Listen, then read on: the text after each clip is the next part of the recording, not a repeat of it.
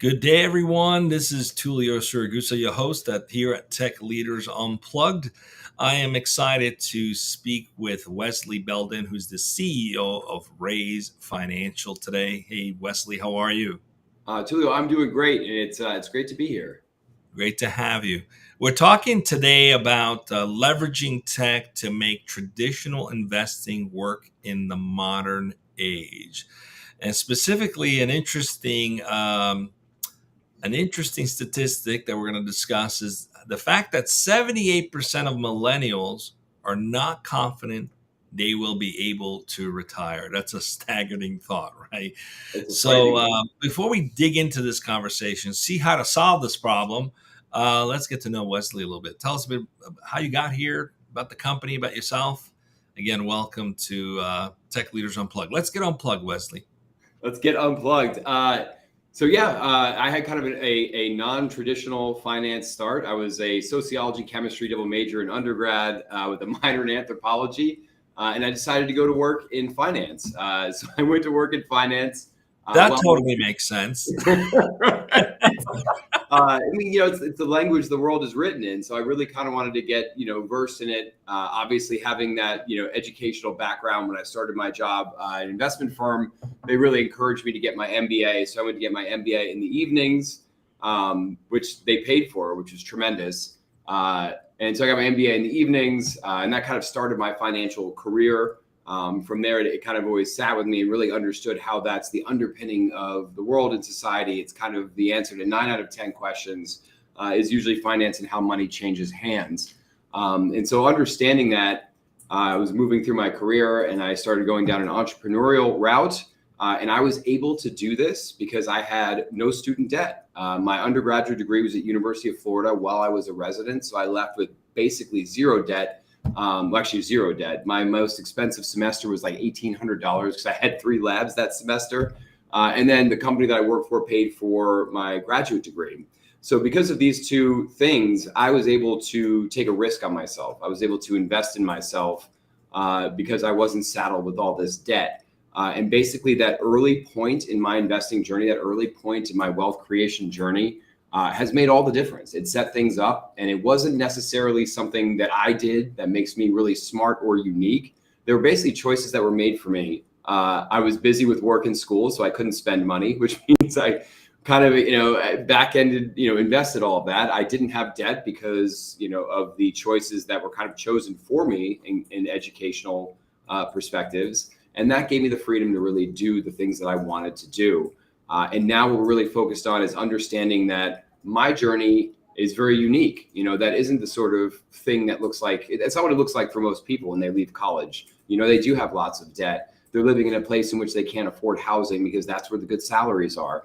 So we're really looking at how we can use technology to innovate in this space and build product that acknowledges the unique headwinds facing this generation and build product to help them basically multiply the impact of what resources they do have so that they can do as well as previous generations. Great. So I'd love to unpack who is the profile of the 78% that are worrying about ever being able to retire. What does that look like? I think you mentioned some of it. Many of them might have started with tremendous debt right out of college. Some might have made choices that put them on a trajectory of being overburdened too soon. Is that the profile? What else? What's typical of that 78%? That all of this, the initial choices of some of it is something else. I can't help but keep thinking about how many millennials maybe might have planned a retirement plan through some exit, in a startup, right? Instead of doing traditional investment. Curious to see what you've learned about that 78%. So, I think it's a big number and a big audience. So I think what you're looking at here with large scale audiences like that, it's everybody, right? This is regular people. This is abnormal individuals. This is, kind of, it goes the entire gamut. Also, millennials, and I think the stat rings true and maybe even a little bit worse for Gen Zers. So you're having Gen Zers are starting to get into this point in which now some of them are getting of the age where they're building their career and moving through it. You also got to look at geriatric millennials, which I think is a neat term. Millennials that are towards like, I guess it would be like 42 to like 38, like that demographic of millennials. These individuals kind of started their career at the height of the 2008, 2009 financial crisis. So this really kind of engendered in them maybe a lack of trust in the financial systems, and perhaps they pulled their exposure out of the system, and not participating in that time frame of economic expansion can really set you back. In the same way that just not investing early in your journey really sets anyone back. And so you wonder if maybe that kind of has a component to it. But realistically, it's an audience that is just burdened with debt. Like, we were told that we needed to get college degrees, and you do. I mean, 2 out of 3 jobs in this country require a college degree. So you need to get a college degree. But what this translates to is increasingly more debt in ways that have not been experienced by young professionals in previous generations. There's 53 million Americans that owe $1.7 trillion in student debt. And that's, a non-retirable debt. You can't default out of that. You can't, bankrupt out of that. Like, this is debt that will follow you until you pay it off. And these are big, big balances. And so that really kind of changes the way that you can invest early in your career, early in your time. We all know that $100 invested today will bring more money in 10 years than $10 invested every year for the next 10 years. Young people with these tighter budgets are unable to take advantage of that compounding growth in return. Yeah, it sounds like it's like borrowing from the mafia. You'll never get out of it. So before we dig into the solution, I'm also curious about the other 22%. What are they doing right? Probably delusional. So they're right. They've got that toxic positivity going.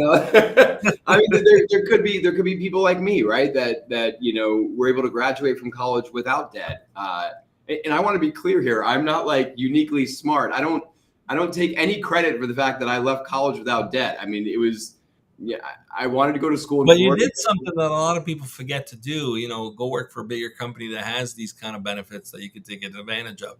A lot of the young guys just want to go from college straight to, or from high school straight to being multimillionaires, and sometimes don't want to put the effort and time and energy to work for a bigger company where they kind of work through it and get this kind of support. But that's a whole nother topic for another day. That's a great point, though. And you think about that. And to be clear here, I definitely wanted to go from college to being a multimillionaire. I just didn't necessarily know how to fill in the dots. It was also a great time for me to kind of grow and mature. I think I really kind of needed that space to kind of have, mentorship and have exposure to people that had kind of been on this journey before, to kind of gain a little bit of their wisdom. And then honestly, to have some guardrails. Like, I think I needed guardrails as I was beginning to develop, who I was as a person, how I wanted to be as a professional, and how I wanted to be as a man as I grew up and made my way in this world. So yeah, I think that, big companies can be, obviously there's all the cliches that go along with that, but there's also a lot of really positive things about launching a career inside of, a company that treats their employees well. Also, the company that I worked for was American Financial Group. They really take care of their employees. Like, when you look at people that work there, their employee retention is just astronomical. Like, nobody leaves because it is such a great place to be. The people are excellent. They take care of their staff. They provide upward mobility, offering things like paying for my college. Like, I don't know, that's huge, right? So look on Glassdoor, look at different companies, see what people are saying about how it is to work at that company. And it's a big company, but yet they really prioritized and focused on taking care of their talent. And I think that's a really important thing to look at when looking at that corporate job, or looking what employer you want to work for. Yeah, absolutely. And that's got to be challenging today, because there are a lot of influencers who are constantly pushing this idea of go work for yourself, build your own business, hustle. But there's still a lot to be said about going to a big company and taking advantage of their benefits and continuing education, or just learning from a well-known environment. So, but let's talk about how we solve this with tech. Going back to the topic, some of it we can't solve. It's desire, it's context, it's belief, right? It really depends on the individual. But I'm curious to see, where can tech help course correct, if you will, the 78% that's going down this path of I'll never retire. Curious to see Well, what you guys are cooking up as it relates to leveraging technology to help with this issue. so I mean, I think the number one thing about this is you have to make it easy, right? You have to make it simple and easy to understand and easy to onboard. Technology is fantastic at this. It's in front of all of us. We can create these great user experiences that are easy to onboard, easy to understand, and importantly, easy to kind of put in the background, so we don't have to continually think about it. This stuff just happens, right?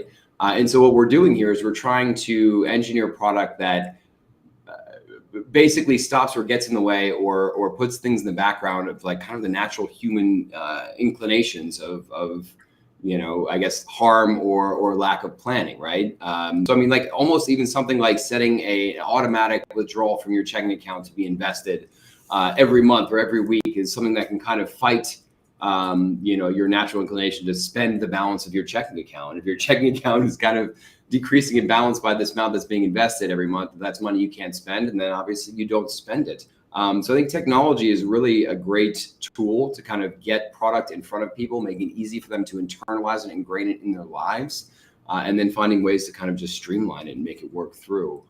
We always say, around here, when there's an issue where we're building something, is like, do you want to engineer better people or do you want to engineer better product? And I can tell you from living and working in this space, it's a lot easier to engineer product than it is to engineer people to change their behaviors.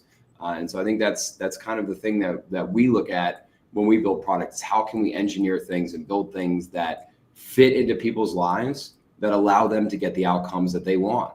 Because it's not a lack of desire, it's a lack of resources to help you on that trajectory. So you meet them where they are, which is brilliant. But curious, what does that look like? Can you walk us through a day in the life of someone getting started? And do you gamify the process? How do they get to a place where they turn things around? They start to have a good plan for saving, good plan for investment, good plan for retirement, good behavioral adjustments. Walk us through that use case if you could. Yeah. So I mean, there's lots of little things. It's really just kind of getting started. You find that as soon as you start down that journey, you immediately feel better. But like really, it's just kind of making that like simple, showing people what we're doing, how they can start planning for this, helping them discover what looks right for their budget. And when you figure out what looks right for your budget, you can then start to allocate and earmark that towards basically it's going towards this and nothing else. And it's coming out automatically. So that's really what we do is we work with our customers to figure out what fits into their budget. And then we automatically like set that up to be withdrawn. So it gets, it's what supports like this investment vehicle. We have a unique focus in our structure. Getting back to what we were saying about compounding returns earlier, we know that more money up front kickstarts compounding returns. At our company, we looked at this and said, okay, well, how can we replicate this sort of thing? Because if you're putting money away, let's say you're putting $300 away a month, like over the space of 40 years or 30 years, that's going to add up to a lot of money, but it adds up to a lot of money over that 30 to 40 year period. So we know that money's coming in. How do we essentially borrow off of that future income, that future investment to basically leverage a large lump sum today? And so that's what we do at our unique approach. Is essentially saying we're going to sign you up for a membership. Your membership payment is equivalent to like what you would be investing month in and month out for the next 30 years. But we invest a large lump sum of our money proportionate to what has fit your budget on a monthly payment up front. So that large upfront, capital we deploy for your benefit, that gets to start compounding on day one. A great way to really think about this is kind of like how you can take out a mortgage to live in your house today, and you can get all the benefits of living in that house today, i.e., you're not living on the street, you're also enjoying the upside of that real estate as it appreciates. Or the old way, before mortgages were a thing, you could save up money for 30 or 40 years and then buy that house. So we're kind of taking that same model. We're doing for investing in the stock market what mortgages did for home ownership. And so it's a mix between basically allowing this revolutionary product fit kind of just to seamlessly slip into your life and start producing long-term benefits for you. Let's see if I can oversimplify this. You're lending people the money to invest into their future, and then there's some kind of amortization to get that back, and you're sharing in the interest growth. I'm assuming I'm oversimplifying it, but why aren't other institutions doing this? I mean, this is brilliant. Yeah, so that is a bit of a simplification. It's a convenient way of thinking about it for sure. But other institutions aren't doing it because this is not the way that it's been done. And if you look at the other institutions that would be doing this, check out their balance sheets. They're crushing it. Why change a darn thing? You know, like JP Morgan, I think, had 132 billion in revenue last year. I don't think they necessarily need to innovate something new and exciting that's going to benefit you in a better way. You know, we live and work in this space. Our team is experiencing this. I want my kids to grow up in a world where the majority of people that they interface with are doing well financially, emotionally, and health-wise.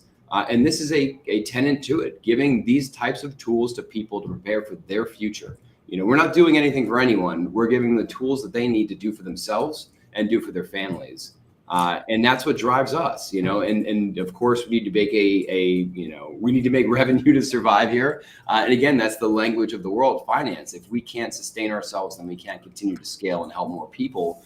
But to answer your question, it's a dramatically different way of thinking about things. And I think it's one that's maybe not as steeped in the one-sided benefit that consumer finance usually is structured when it comes to regular people.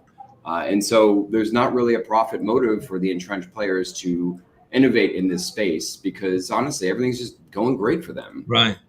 I mean, but it sounds genius, and I can't stop thinking about what are the vehicles where this applies to. Like, for example, whole life, right?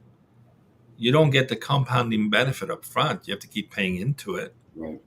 But what I'm hearing is you can set the value up front, and then you pay a membership fee that basically pays into that value. So you get the benefit of the upfront, but you commit to a long term. What are some of the vehicles how is this being used? Like, is there some new financial vehicle you guys had to create to do this? How does this fit into the governance, if you will? Because it's a highly regulated industry too. I'm just curious, you know, what is it called? What is the actual product called? You know, we just call it Raise Financial or Raise Investments. But like, as far as, you know, regulation, like we're regulated by the CFPB, but like we're trying to figure out like where we fit in with the SEC and how that goes forward. Yeah, I'm just curious, like, is it an IRA, a 401k, a whole life? I'm curious where, again, it could be completely disrupted from that. Maybe for those people who are also for the first time hearing about this, how should they wrap their heads around that? So, I mean, a good way to kind of think about it is like an investment account, but the funds that come to you at the end are essentially a net, and they'll be booked as basically as income. So it's income from an investment account is the best way to kind of think about it. Okay. But no, it is incredibly new, right? And so it's, you know, it's like a mortgage, but it's not a mortgage, right? It sits on, you know, our balance sheet, so it doesn't blow up your leverage requirement. There's a requirement as individual investors. If you're a non-accredited investor, there's leverage requirements on what you're allowed to hold on balance sheet. So we hold the initial position on our balance sheet. The surplus or returns of the account go to your balance sheet. And so that's the way that we're able to kind of structure that to where it fits in that way. And also that has the added benefit of providing down market protection for the end consumer as well as ourselves. There's a lot of really innovative ins and outs that we kind of massage into there, but it's an entirely new space. But it's a shared risk. You're essentially sharing in the risk with and the reward with the investor. So is this where the tech comes in to help you balance that out? So we use tech to look at, you know, basically how the account is performing, and then that dictates how our, you know, down market protection needs to be priced and purchased, right? So basically, you don't want these accounts to go below the initial balance of the account, right? Because that's the thing that you're trying to protect about. Like the reason why there are leverage requirements for non-accredited investors is a good reason. They don't want people to get into a situation in which the upside is obviously wonderful, but the downside can be devastating. And so we use technology to kind of basically price organize, and then purchase down market protection, so that you never find yourself in that situation where, if the market goes down a percentage, you're on the hook for that. That also is a component of kind of how this is structured, because these are considered collateral for these positions. So the collateral, you never want to drop below that initial account value. So we use technology to do that, to kind of basically constantly repackage and reinvest for that down market protection, because that does cost money. And so we want to make sure that we're not buying more insurance than we need. We use the technology to kind of describe how your account's doing. We use it to show, kind of what's going to fit with your budget. And then obviously, like, the more that we can do from a management perspective for your account using the technology, the better, easier, and cheaper it's going to be for us to deploy. It's brilliant. It's brilliant enough where I'm going to check it out. Especially talk to my kids about it. So one of the things I wanted to ask is your plan purely to go direct to consumer, or do you think about possibly licensing this kind of vehicle for other financial services firms who might want to offer to their consumers? What's the thought process? That's a great question. And so the thing to think about this market is huge. I mean, it is huge. Like, our early adopters that we're looking at, it's 10.5 million people who we're looking at, or 11.5 million people who we're looking at as early adopters. This is a huge market, and that's our early adopter space. And that space is supposed to triple over the next 5 years. So this is a tremendous opportunity. It's a tremendous marketplace. I think that, we're going to need help deploying more of this. There's a sense of how large an institution can grow in a scale wise. I think that, I would like to see this grow and serve and help as many people as possible. So having institutional partners as we deploy this in a larger scale, I think would be a very positive thing for the mission, for the product, and for the outcome.